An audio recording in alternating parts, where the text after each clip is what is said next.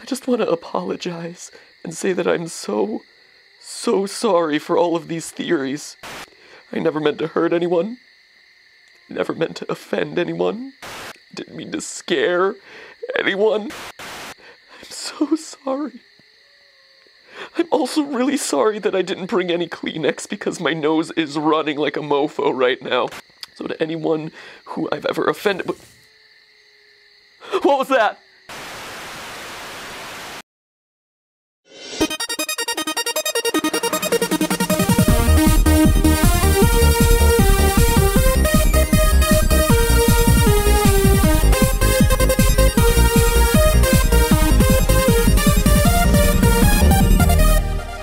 Hello, Internet!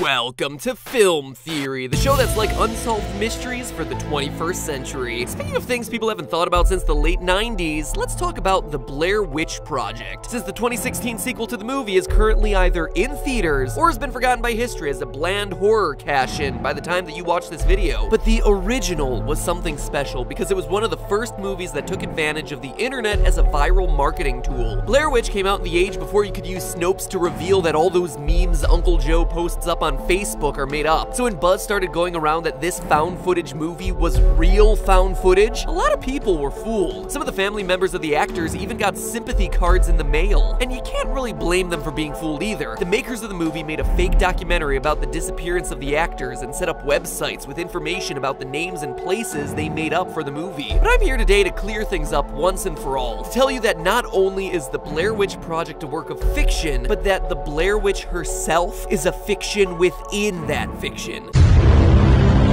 Throughout the movie, we're led to believe that these young filmmakers, Josh, Heather, and Mike, are being terrorized by some evil force in the woods, presumably the Blair Witch. But after studying the evidence, it becomes clear that none of the events are actually supernatural. Nope, the whole thing is just a setup for the two guys, Josh and Mike, to murder Heather. I know, that is a huge claim to make, and I'm sure that a lot of you don't believe me. But let me lay down the evidence so you can judge for yourself. In case it's been a couple years since you've seen the Blair Witch Project, here's a refresher. Heather is a student filmmaker looking to do a documentary on the mysterious urban legends surrounding the town of Burkittsville, Maryland, formerly named Blair. She recruits her friend Josh to run the camera. Josh brings along his friend Mike to handle sound. Now, Heather and Mike have never met before, as evidenced by Heather saying, "I guess you're Mike." And, "How are you, Mike? It's nice to meet you." when we see the first shots of him leaving his house. This is confirmed by Heather's journal, released in its entirety online as part of that viral marketing campaign, where on page 2 she mentions not knowing him. Meanwhile, we're never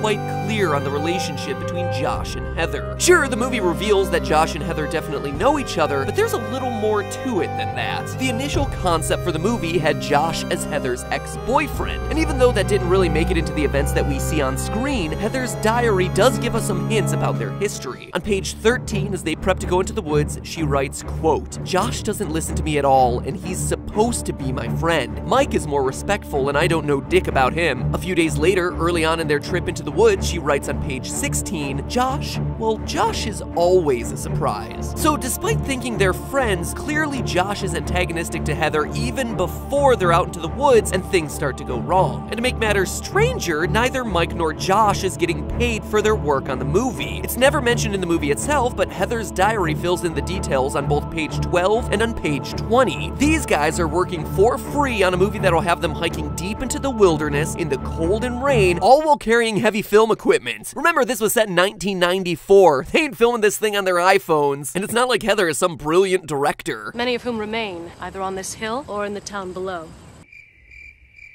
Maybe Josh is doing it because he's a friend, but Mike, spending a week with a stranger pro bono? It's just odd. Even some of the things Josh says on the first day of the shoot are just uncomfortable. Should we all, like, cut our fingers open and bleed on it? Ha ha ha, cool joke, bro. Yeah, let's all bleed on the clapboard. But assume for a minute Josh did want to kill Heather for some reason. Heather says on tape, But nobody knows we're out here.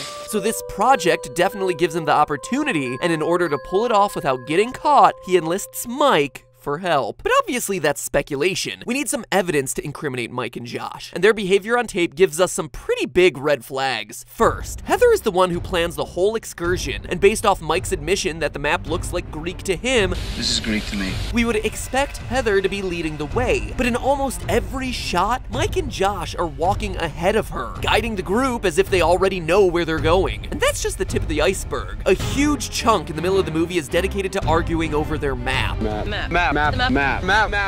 A sequence that gets made fun of by everyone from CinemaSins to Honest Trailers because of how long it goes on. However, if you track the chain of events in the map handoffs, you see that something here is definitely not right. Let me walk you through it. The group has successfully filmed at their two desired locations and are headed back to the car. Heather begins to use the map to guide them along the shortest possible route back to where they parked. However, Mike and Josh start to cause a commotion over nothing looking the same as when they first hiked out. I don't remember a portion of this from walking in from the car. As Heather correctly explains, That was the most direct way to hit our two locations. Now this is the most direct way back to the car. and it makes logical sense. It's simple geometry. Point 1, point 2, hypotenuse. According to Heather, they're about 2 hours away from the car, and she remains confident that they can get there. Yet it's the guys who are unsatisfied, outright refusing to walk. Josh then demands to see the map. Yes, can we- Now, we don't see the handoff as they cut to them camping for the night, but the next morning, the map has gone missing, with Heather convinced that she gave it to Josh, saying it over and over.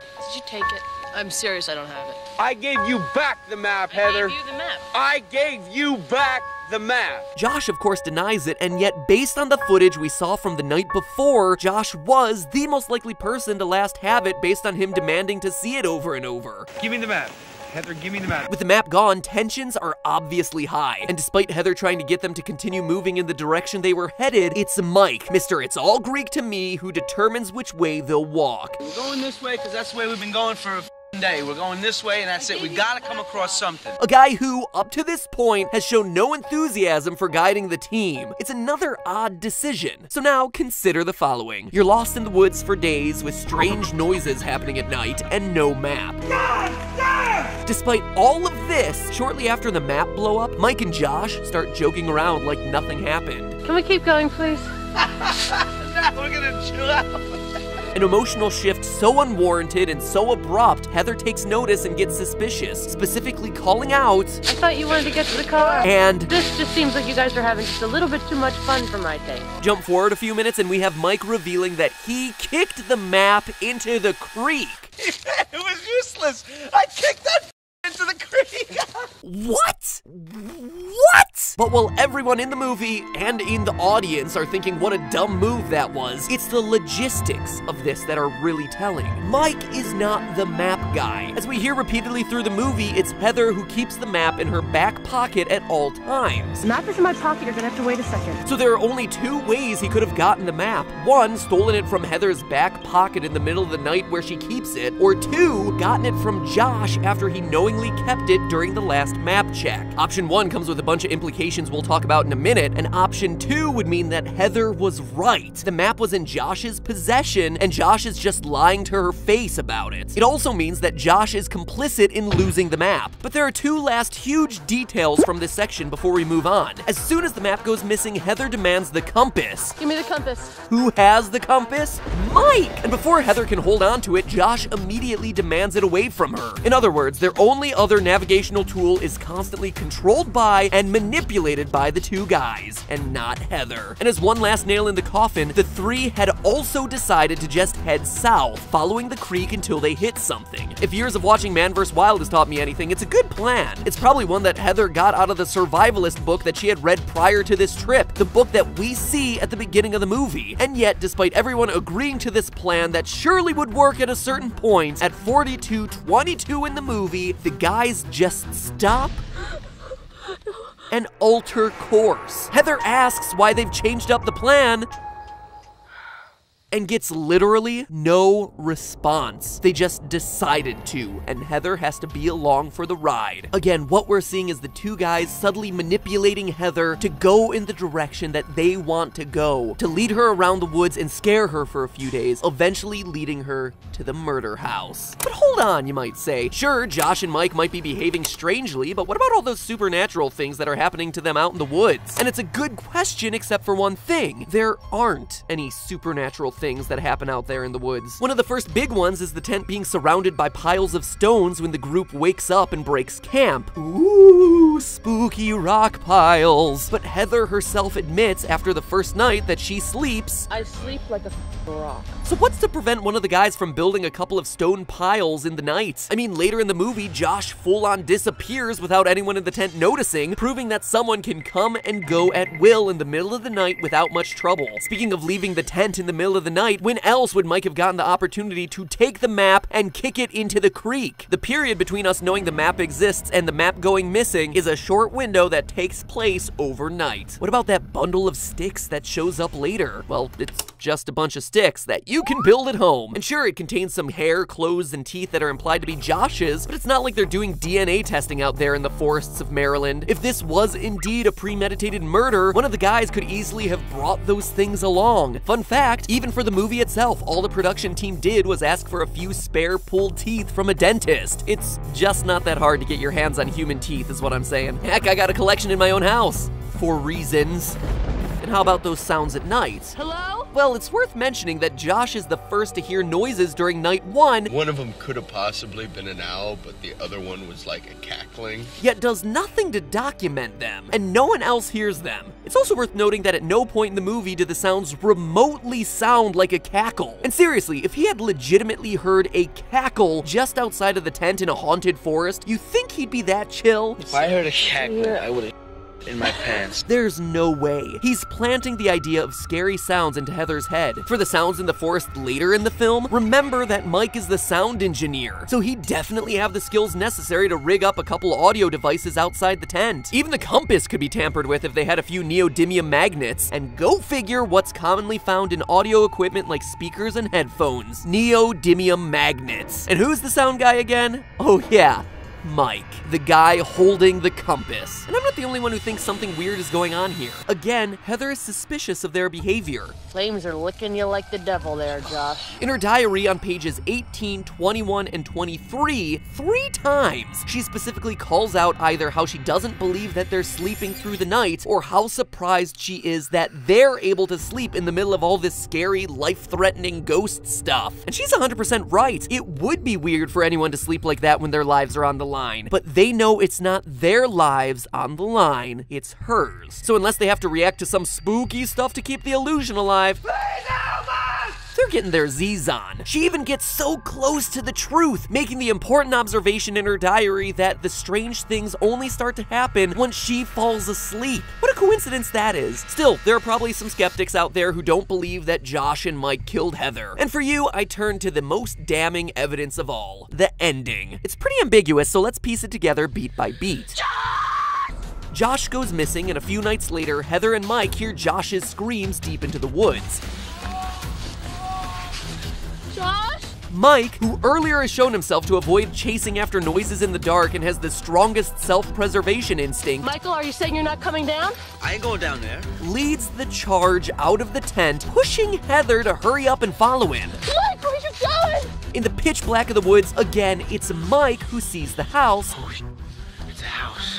and then a few seconds later goes inside without hesitating. When Heather shows some trepidation about going inside, he yells at her. Come on, in the house. Once inside, he hears Josh's cries, and Mike loudly shouts that he's headed upstairs I'm going upstairs. to find him, with Heather shortly behind. At the top of the steps, he stands there waiting. It's only once Heather is upstairs that Mike quickly changes his mind, determining that the sounds he's hearing are apparently from the basement and not the second floor, loudly shouts out again that he's coming down the stairs, Come on, I hear him downstairs. then rushes down, this time without waiting for Heather. And remember, this is all happening in a completely dark house that Mike has allegedly never seen before. Yet he finds the cellar staircase easily. We see Mike go down into the basement, and then the handheld camera is dropped, as most people assume Mike is attacked by the witch. From there, Heather catches up, sees Mike standing in the corner, gets attacked herself, and drops her camera. End of movie. Now, this whole sequence is suspicious for a couple reasons. Mike leading the charge at night is so outside of his character at this point, especially charging into what is obviously a murder house hidden inside the forest. He also seems very comfortable with the layout of said house, even though it's completely dark. And how could Mike mistake sounds coming from the basement as coming from the top floor? And also, why shout where you're going before you go there unless you're trying to signal where you're going to someone else? But perhaps most suspicious of all, if he truly got hit by something in the basement, causing him to drop his camera, why would he be well enough to stand in the corner and not respond when Heather calls his name? In fact, after decades of being tight-lipped about the end of the movie, it's a detail one of the directors, Eduardo Sanchez, called out when he did an AMA on Reddit. When asked what really happened at the end, Sanchez doesn't give a clear answer, but remarks about Mike, quote, "Why wouldn't he turn to Heather's screams?" Seeming to imply that he has the ability to turn around and just chooses not to. And it's a decision that would be difficult to explain until you consider it was part of Mike and Josh's plan. They would lure Heather to the house, get her to the top floor, as far from the cellar as possible, then Mike would create some separation by running away. That buys them time where Mike can go stand in a corner that Heather can see from the bottom of the stairs, distracting her and leaving her vulnerable to an attack from behind, an attack by Josh. Blaming it on a supernatural force that uses Josh's voice to lure people around the house, brings Mike downstairs, hits him on the head, possesses him to put him into the corner and stand there, while it goes around to hide from Heather so it can hit her on the head, murdering her, and then going back and then killing Mike again is actually harder to believe. A murder plot where the two guys are complicit is actually the simplest solution here. But there is one final piece of evidence that points to this not being supernatural forces, and that's the existence of the movie itself. The fact that the trio's footage was found indicates that people made it into the woods, found the murder house, and got back home safely without being accosted by any supernatural beings. The Blair Witch seems oddly selective about protecting her forest, no? No. She was an excuse for two young men to team up, scare, and eventually kill a girl, and be thought dead, giving them the perfect escape for the perfect plan. But hey, that's just a theory. A film theory. And cut. I dare you to click on the Blair Witch stick man hanging in front of you to subscribe for more creepy theories just in time for October. I'm working on everything from The Ring to salad fingers. So prepare your pumpkin spiced flavored food, curl up under a good blanket next to the fire, and get ready for a scary holiday season. Click the button! You know what else is scary? Stupidity. That's why you should also click right here to visit the Wisecrack channel. They fuse education with humor to kill off the Blair Witch of stupidity. Alright, so that's a really forced metaphor. Just go and check them out. They help me research a lot of the episodes that you see here, so if you like film theory, there's a good likelihood that you're gonna have a scary good time over on their channel. If you haven't checked them out yet, carpe that diem, my friends. Seize the day. Though if you'll excuse me, we've had a lot of serious theories lately. It's time to do something fun for a change. More on that in a week. I just want to apologize and say that I'm so sorry for all of these theories. I never meant to hurt anyone. Never meant to offend anyone. Didn't mean to scare anyone. I'm so sorry. I'm also really sorry that I didn't bring any Kleenex because my nose is running like a mofo right now. So to anyone who I've ever offended... What was that?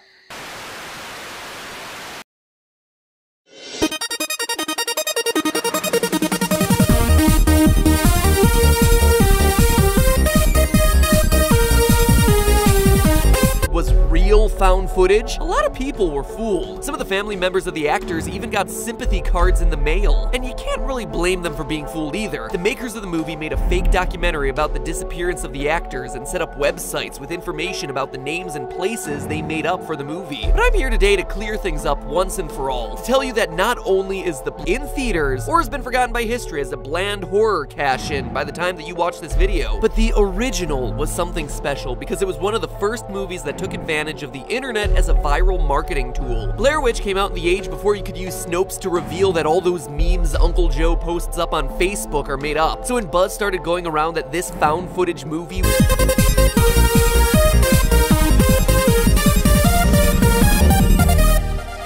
Hello Internet? Welcome to Film Theory, the show that's like unsolved mysteries for the 21st century. Speaking of things people haven't thought about since the late 90s, let's talk about the Blair Witch Project. Since the 2016 sequel to the movie is currently either